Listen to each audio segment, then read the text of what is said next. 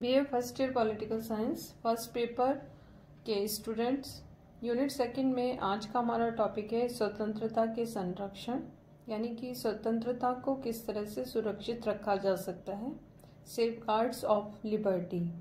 इसके विषय में हम चर्चा करेंगे। जैसा कि हम जानते हैं कि स्वतंत्रता प्राप्त करना हर राज्य के लिए आवश्यक है। स्वतंत्रता प्राप्त करना एक कठिन कार्य है, लेकिन स्वतंत्रता को बरकरार रखना और भी कठिन कार्य है। व्यक्तिगत स्वतंत्रता और राष्ट्रीय स्वतंत्रता दोनों के ही संबंध में ये आवश्यक है। जो व्यक्ति या राष्ट्र अपनी स्वतंत्रता का ठीक से उपभोग नहीं कर पाते, उसकी सुरक्षा के लिए आवश्यक प्रयत्न नहीं करते, तो उनकी स्वतंत्रता पर संकट बना रहता है। इसीलिए कुछ ऐसी अवस्थाएं और आवश्यक परिस्थितियां आवश्यक हैं जिसके द्वारा स्वतंत्रता का संरक्षण किया जा सके, स्वतंत्रता को सुरक्षित रखा जा सके। इसी को हम कुछ बिंदुओं के आधार पर स्पष्ट करेंगे। एक तो पहली चीज जो आवश्यक है वो है आदर्श कानून होने आवश्यक है। व्यक्ति की स्वतंत्रता तभी सुरक्षित रह सकती है जब राज्य द्वारा आदर्श कानूनों का निर्माण किया जाए। कानून ऐसे हों जो सभी के लिए समान हों और जो नैतिक अवधारणाओं पर आधारित हों। वे ऐसे कानूनों का निर्माण हो जो व्यक्ति की स्वतंत्रता को सुरक्षित रखने वाले हों, हर व्यक्ति के व्यक्तित्व विकास में सहायक हों, उन्हें आवश्यक सुविधाएं और अवस्थाएं प्रदान करने वाले हों।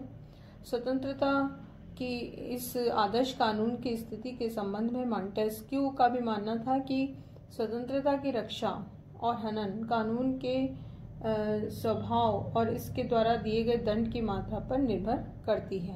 तो आदर्श कानून एक प्रमुख संरक्षण है। दूसरा हम देखेंगे वो है विशेषाधिकार का अंत। जिस समाज में कुछ व्यक्ति, धर्म, जाति या वर्ग के व्यक्तियों को विशेषाधिकार प्राप्त होते हैं, तो वहाँ सभी नागरिकों की स्वतंत्रता सुरक्षित नहीं रह पाती। इसलिए ये आवश्यक है कि किसी भी वर्ग विशेष या व्यक्ति विशेष को विशेषाधिकार प्राप्त नहीं होने चाहिए, क्योंकि विशेषाधिकार से दुरुपयोग की संभावना होती है और व्यक्तियों के अधिकार का उल्लंघन हो सकता है, स्वतंत्रता का उल्लंघन हो सकता है।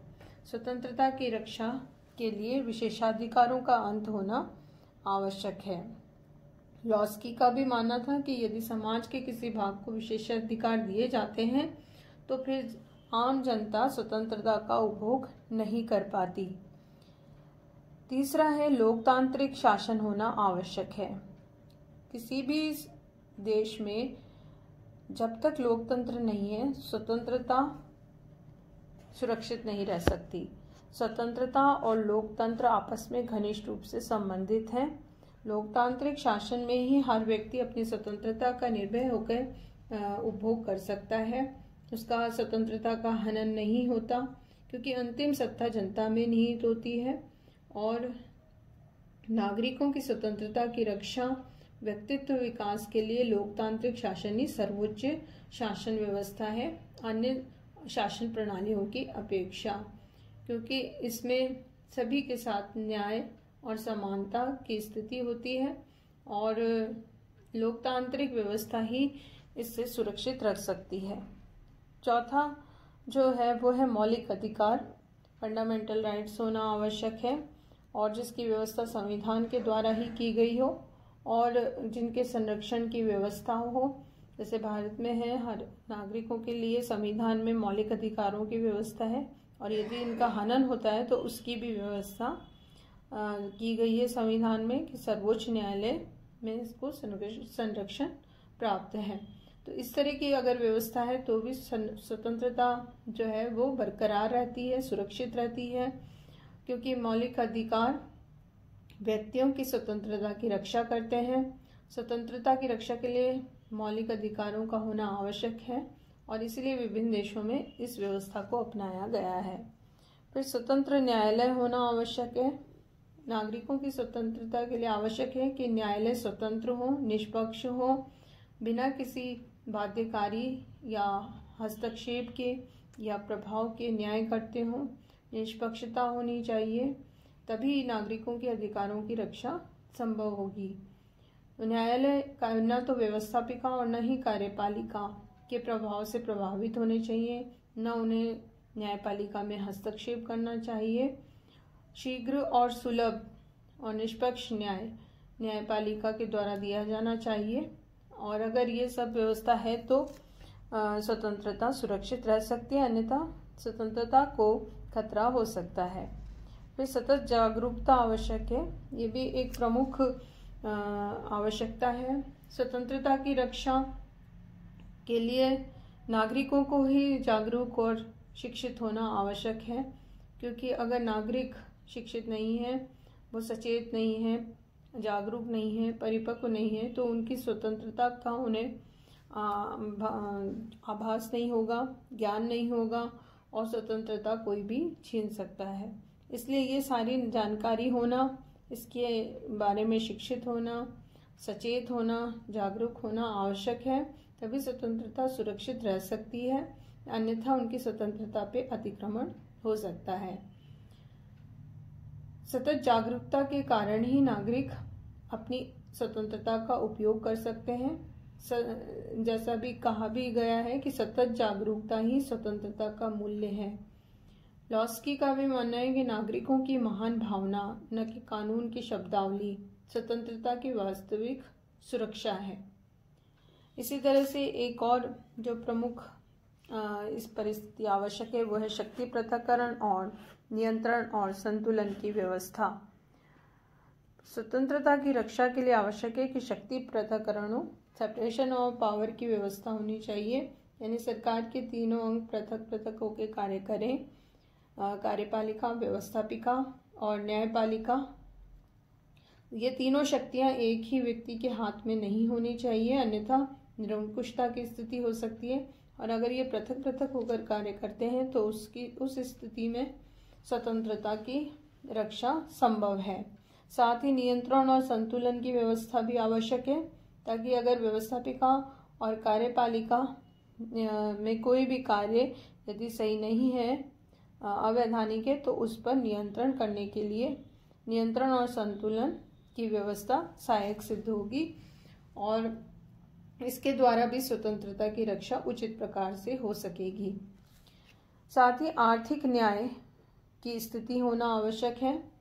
और स्वतंत्रता की रक्षा के लिए आवश्यक है कि मूलभूत आवश्यकताएं हर व्यक्ति की पूरी हो, रोटी, कपड़ा और मकान, साथ तभी वो स्वतंत्रता का सही मायने में उपभोग कर सकेंगे और उसमें रुचि और उसका ज्ञान प्राप्त कर सकेंगे।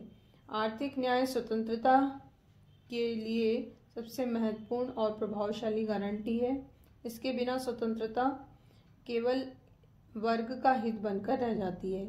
इसलिए आर्थिक न्याय और स्वतंत्रता का घनिष्ठ संबंध देखा जा सकता है।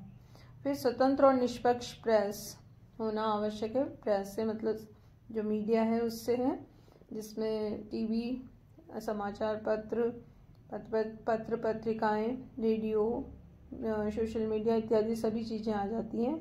तो वो स्वतंत्र भी होनी चाहिए, बिना किसी दबाव के न्यूज़ दे, निष्पक्ष न्यूज़ दे, बिना किसी पक्ष के। जो सही है, सही जानकारी है, वो सही सूचना है, वो जनता तक पहुंचाने का काम करें। जब इस तरह की स्वतंत्र और निष्पक्ष प्रेस होगी, वो शासन को भी मर्यादित रखेगी और जनता में स्वतंत्रता की रक्षा के लिए आवश्यक वातावरण स्थापित होगा और मानवीय चेतना जागृत होगी। और ये जो सचेतनता है वो स्वतंत्रता का एक प्रमुख साधन है। इसलिए ये आवश्यक है कि सही जानकारी प्रेस द्वारा दी जाए, ताकि नागरिकों की स्वतंत्रता सुरक्षित रह सके। फिर स्थानीय स्वशासन संस्थाएं भी स्वतंत्रता की रक्षा में सहायक है।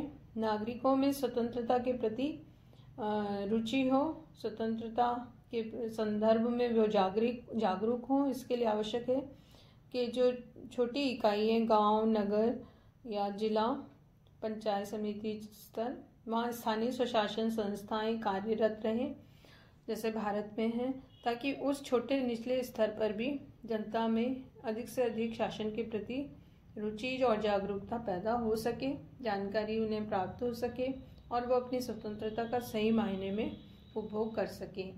लॉस्की का मानना था कि राज्य में सत्ता का जितना अधिक विस्तृत वितरण होगा, जितना अधिक विकेंद्रीकरण होगा, उसकी प्रकृति होगी और मनुष्य में अपनी स्वतंत्रता के प्रति उतना ही अधिक इस संदर्भ में उत्साह होगा। इसलिए स्वतंत्रता की रक्षा के लिए स्थानीय स्वशासन संस्थाएं भी आवश्यक है और ये जो विकेंद्रीकृत व्यवस्था है वो भी स्वतंत्रता का एक प्रमुख संरक्षण कहा जा सकता है। अगर ये सारी अवस्थाएं, ये सारी व्यवस्थाएं परिपूर्ण होती हैं तो उस देश में व्यक्ति की स्वतंत्रता बरकरार रहेगी और उसमें अभिवृद्धि भी संभव है।